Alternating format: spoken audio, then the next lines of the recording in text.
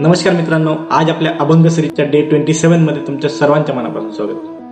आजचा अभंग आहे संत ज्ञानेश्वर महाराज यांच्या.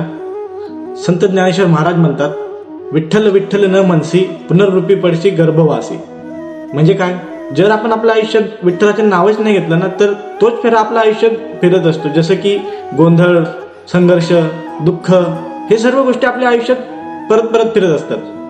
गर्भवास म्हणजे फक्त पुढचा जन्म नाही, गर्भवास म्हणजे आजचे आयुष्य आहे. आणि तेच जुन्या प्रॉब्लेम, चिडचिड, भीती, ह्या सर्व गोष्टी. यावर पुढे माऊली म्हणतात, अंतकाळी स्मरे स्मरे विठ्ठल राणा.